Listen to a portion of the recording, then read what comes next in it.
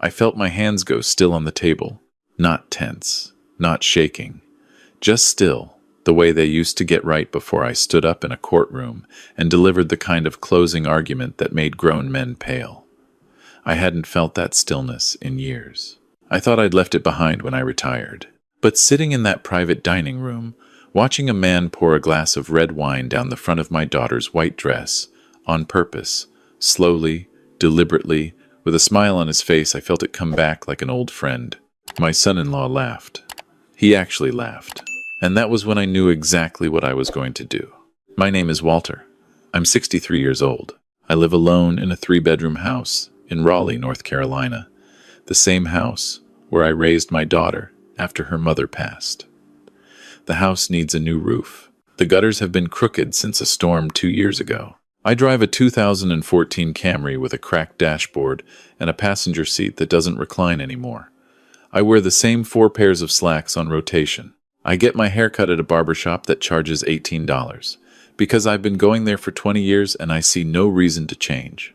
People look at me and see a quiet old man, a retired school teacher maybe, someone's grandfather, someone easy to dismiss. That's fine. I never needed anyone to know what I was. My daughter, Claire, is 31. She has her mother's eyes and her mother's laugh and a stubbornness that is entirely her own. She spent 6 years building a career in nonprofit healthcare administration, working longer hours than most people half her age, for a salary that reflected none of her effort. She is the most decent person I know. She deserves someone who saw that. Whether she found that person in her fiancé, Daniel, is something I tried to give the benefit of the doubt. Daniel was 34, an architect at a firm in Charlotte. He seemed genuine enough when they were dating. He was attentive, well-spoken, brought flowers the first time he came to my house for dinner. I noticed he checked his phone a lot. I noticed he talked about himself more than he asked about her. But Claire was happy, and I had learned a long time ago that love is not a case I can argue. What I could not ignore was Daniel's father. Marcus Holt was 61 years old and had spent the last 2 decades building a commercial real estate empire across the Southeast. He was the kind of man who wore his wealth the way other men wear cologne constantly, in every room, so that you were never allowed to forget it. He drove a car that cost more than most people's houses. He had an office in uptown Charlotte on the 22nd floor with floor-to-ceiling windows. And I know this because he mentioned it within the first 4 minutes of meeting me. The first time I met Marcus was at a dinner Claire arranged about 8 months before the wedding. A restaurant he chose, a place where the menu had no prices on it, which I've always found to be a kind of theater. He shook my hand and looked me over, the way a man looks at something he's already decided what is beneath him. He asked what I did. I told him I was retired. He asked from what? I said public service. He nodded the way people nod when they've already stopped listening. Over dinner, he talked about the firm, about a development deal he was closing in Tennessee, about a property in Savannah that was going to be, in his words, transformational. He used the word transformational 6 times. I counted. Claire squeezed my hand under the table. I smiled and ate my steak and said very little. On the drive home, I thought about what I had seen in his eyes when he looked at me. Not rudeness, exactly. Something quieter than that. Indifference. The particular indifference of a man who has decided that some people are worth his attention and some are not, and that the criteria for that decision is money and nothing else. I had prosecuted men like Marcus for 26 years, not always for the same crimes, but for the same quality of thinking. I said nothing to Claire. She was happy. The wedding was 8 months away. I told myself I was being a suspicious old man and that I should let my daughter live her life. Then the rehearsal dinner happened. It was the Friday evening before the wedding. The venue was a private room at a steakhouse in Charlotte that Marcus had reserved and paid for, which I appreciated. Even if I understood that generosity of this kind from men like him always comes with a ledger. There were about 30 people in the room. Claire's friends, Daniel's groomsmen, both families, a few colleagues of Marcus's that I didn't recognize and weren't introduced to. I arrived with my sister, Patricia, who had driven up from Fayetteville to be there for Claire. We were the first of Claire's family to arrive. A server offered champagne, I took a glass and stood near the window and watched the room fill up.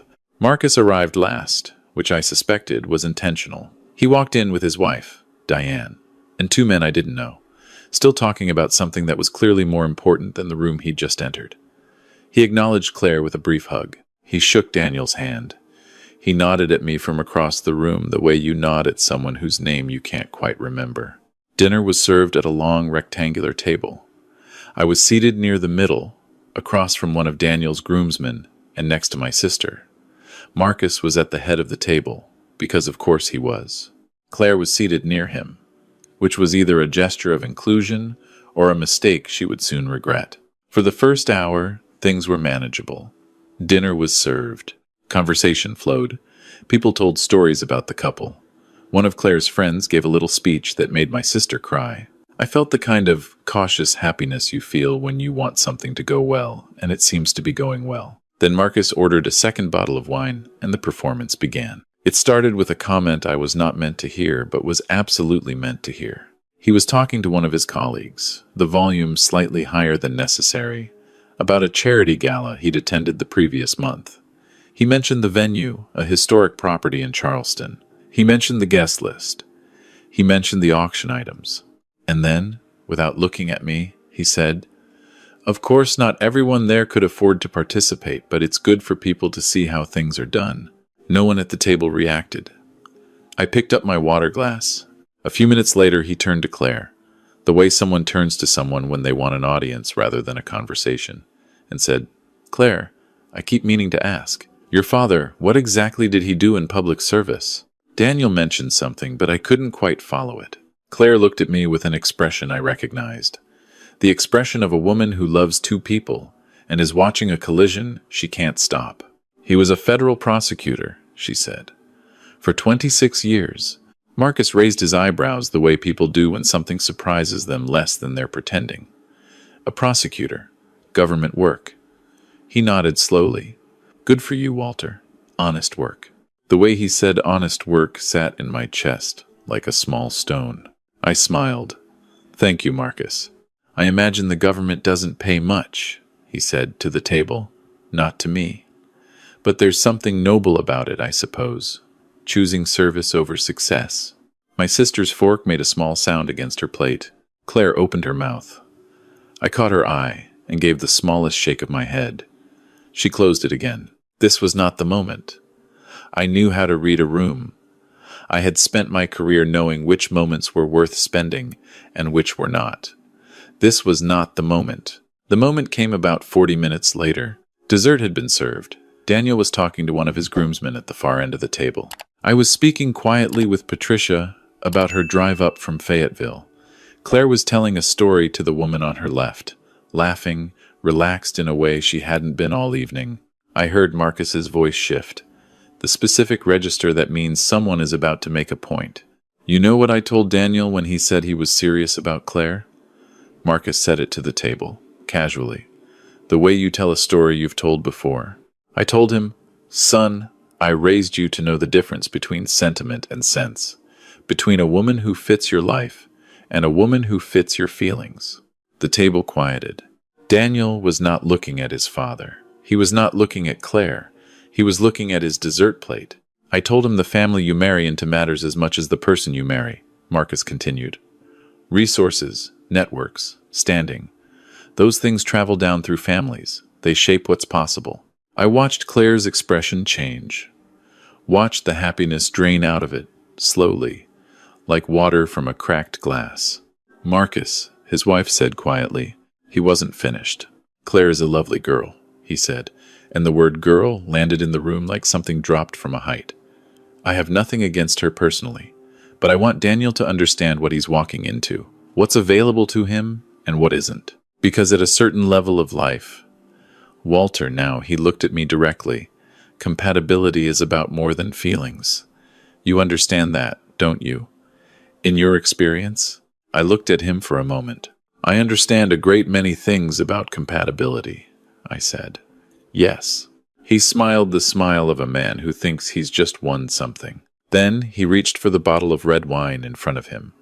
He was going to refill his glass. And whether what happened next was intentional or whether it was the wine already in his system, or whether it was simply the contempt of a man who had stopped caring whether his contempt was visible. The bottle tilted toward Claire, not toward her glass, toward her. Red wine poured across the front of her cream-colored dress, the dress she was wearing the night before her wedding. The table went silent.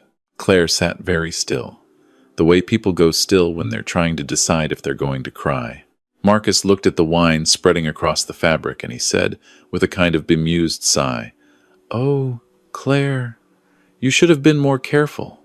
You should have been more careful." I set down my glass. My son-in-law looked at his father. He did not reach for a napkin. He did not say anything. He looked at his father with an expression that I can only describe as nervous, not angry, not horrified, not protective of his fiancée on the eve of their wedding. Nervous. The expression of a man who has spent his whole life managing his father's moods and is running the calculation right now. I heard one of the groomsmen say something under his breath. I heard my sister make a sound that was not a word. I stood up, not quickly, not with the energy of a man about to start a scene. I stood up the way I used to stand up in courtrooms, deliberately, without apology. I picked up my napkin and walked to Claire and placed it in her hands and said quietly, "Go with Patricia to the restroom. Take your time." Claire looked up at me. Her eyes were bright with the specific anger of a woman who has been humiliated in front of people who were supposed to celebrate her. "Dad." "Go ahead, sweetheart," I said. "I'll be right here." Patricia stood and took Claire's hand, and they left the room together. I turned back to the table. Marcus was refilling his glass, unhurried, as if nothing of particular note had occurred. "Marcus," I said. He looked up. "I want to make sure I understand what just happened," I said. "Did you just pour wine on my daughter the night before her wedding and tell her it was her fault?" The table was very quiet. Marcus met my eyes with the expression of a man who is recalculating. "It was an accident, Walter. The bottle slipped." "These things happen at dinner." "The bottle slipped," I said. "That's right. And then you told her she should have been more careful." "A beat. I may have misspoken," he said. The man next to him shifted in his chair. I looked at Marcus for a long moment, long enough that the silence became something people could feel. "All right," I said. "Enjoy your dessert." I walked back to my seat. I picked up my jacket from the back of the chair. I took my phone out of my pocket. I excused myself to the hallway. And I made 2 phone calls. The first was to a man named Gerald, who had been my investigative paralegal for 11 years, and who had, after I retired, gone on to work as a senior compliance investigator for the Department of Justice's Real Estate Fraud Division. Gerald and I had dinner twice a year and talked on the phone more often than that. He picked up on the second ring. "Walter," he said. "Kind of late for a Friday." "I know," I said. "I need a favor, Gerald. Nothing official, just a question." "Go ahead." "Marcus Holt. Holt Commercial Real Estate, Charlotte. You know the name?" There was a pause. Not a long one. "Where are you right now?" Gerald said. "Rehearsal dinner," I said. "For my daughter." "His son is marrying your daughter?" "Tomorrow," I said. Another pause. "Peter," Gerald said slowly, "I can't tell you what I do or don't have on my desk.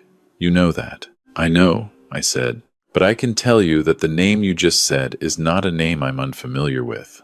I leaned against the wall in the hallway and let that sit for a moment. "How long?" I asked. "I really can't." "Ballpark." Gerald was quiet for a moment. "It's not a new file," he said.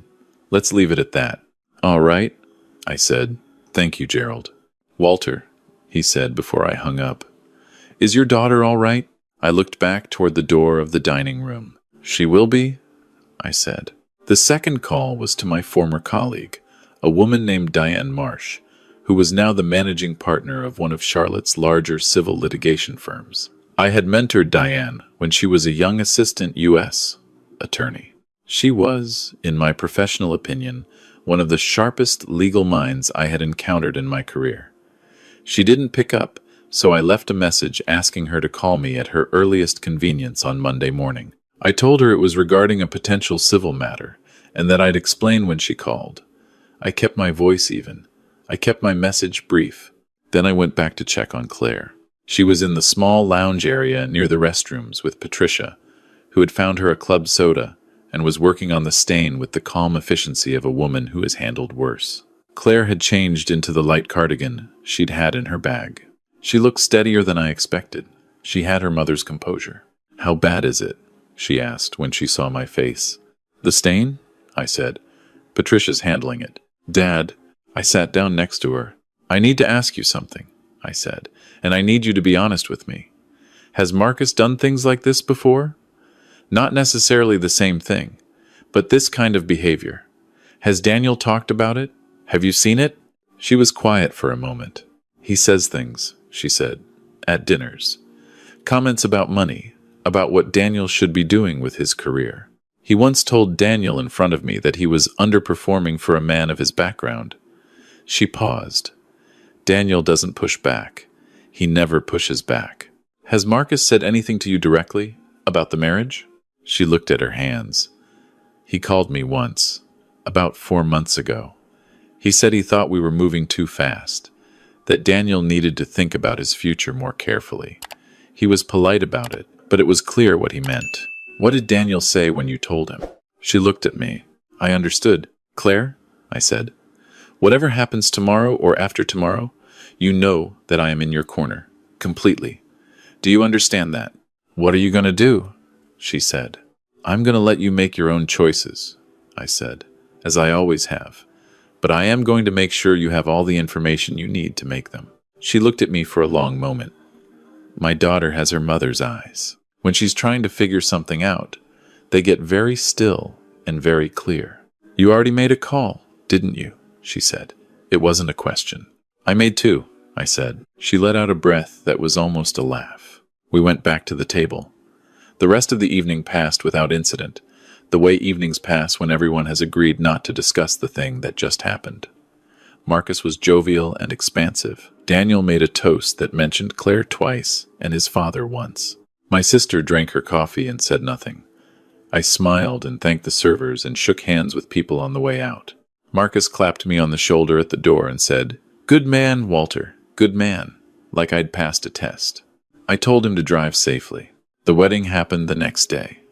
Claire was beautiful. She walked down the aisle in a dress that was not the one she'd worn the night before, but a backup she'd had the foresight to pack, because my daughter is the kind of woman who plans for the contingencies that hope tells you won't occur. I cried, which I had not done in public since her mother's funeral. I danced with her to a song she'd chosen, and I held on to her and thought about every small moment it had taken to get to that one. I said nothing to Marcus that day. I was cordial. I was pleasant. I was the quiet, retired old man from Raleigh, with the crooked gutters and the cheap haircut. On Monday morning, Diane Marsh called me back at 7:45. I told her what I had. Not everything, the broad shape of it.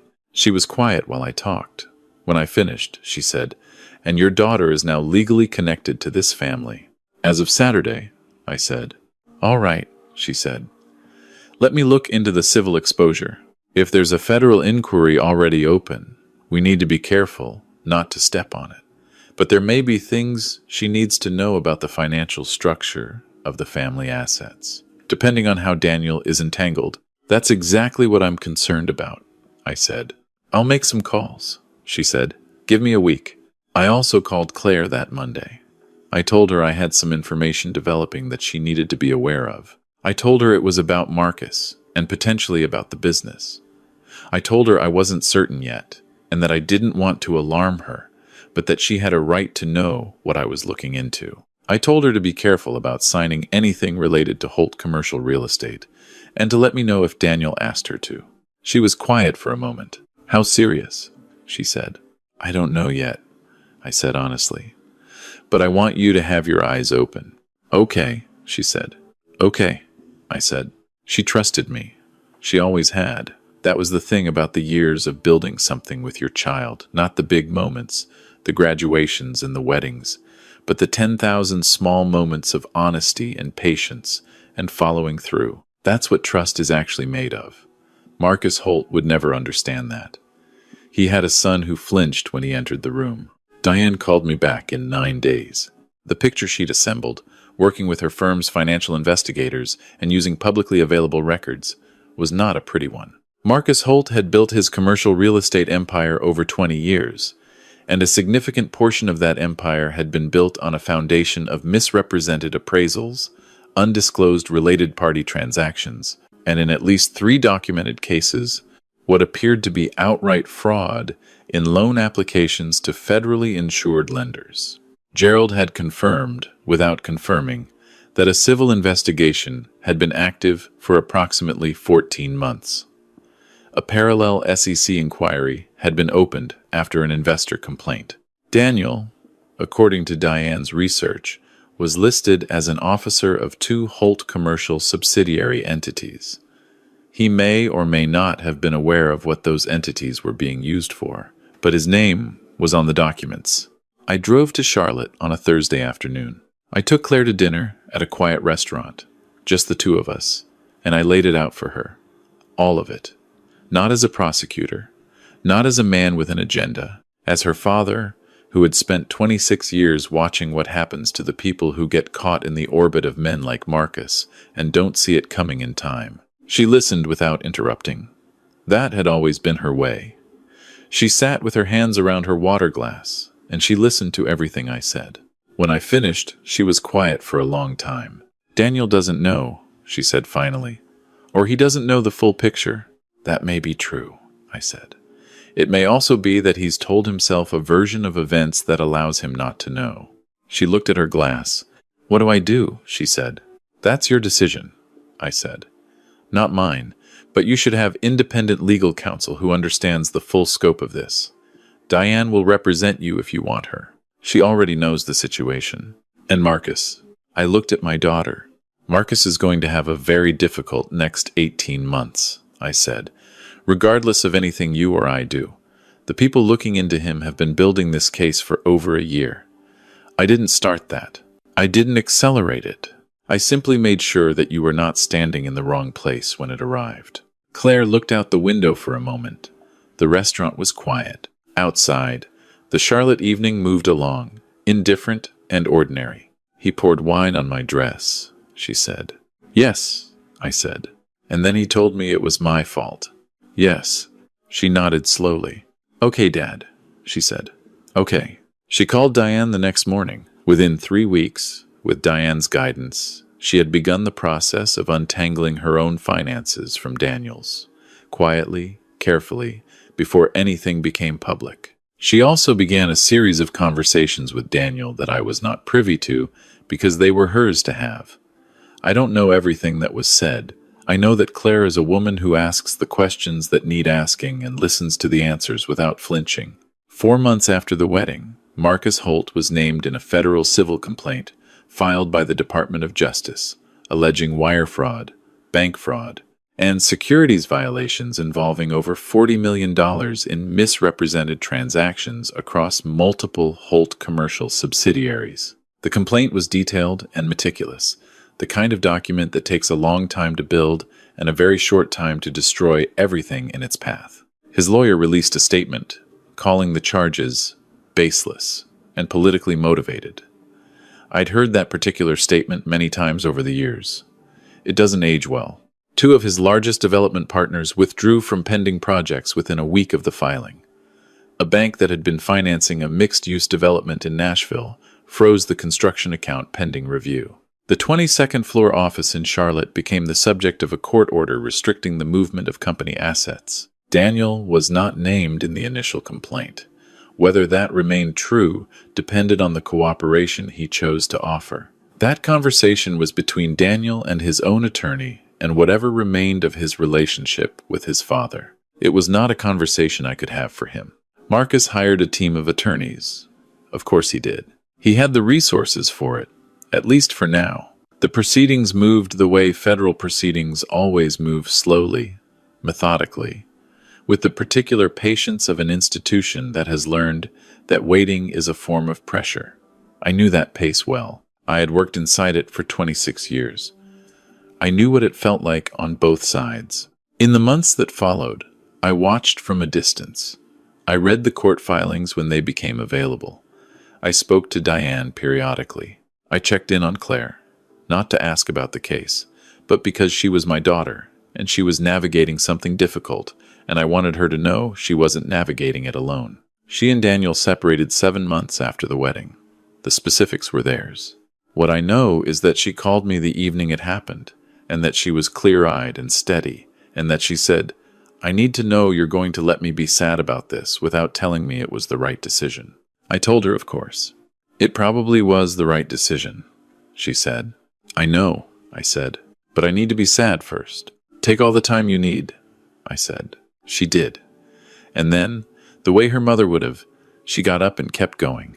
Marcus Holt entered a plea agreement 19 months after the initial filing. He was sentenced to 11 years in federal prison on 3 counts of bank fraud and 2 counts of wire fraud. His assets were subject to civil forfeiture proceedings. The properties, the accounts, the development deals in Tennessee and Savannah and Nashville, all of it became subject to the slow, thorough machinery of federal judgment. Diane sent me this sentencing notice with a 1-line message. 11 years. Thought you'd want to know. I was at the barber shop when I read it, the same one I've been going to for 20 years. Joe was cutting my hair, and we were talking about his granddaughter's first birthday party and the weather coming in from the coast. I read the message, and I set my phone down on the little shelf beneath the mirror, and I looked at my reflection for a moment. Old man. Crooked gutters.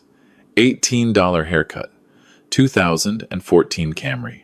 I thought about Marcus clapping me on the shoulder in the doorway of that restaurant and saying, "Good man, Walter." I thought about the way he'd said honest work, with that particular tilt of his voice that was meant to make me feel the weight of the lesser thing I had chosen.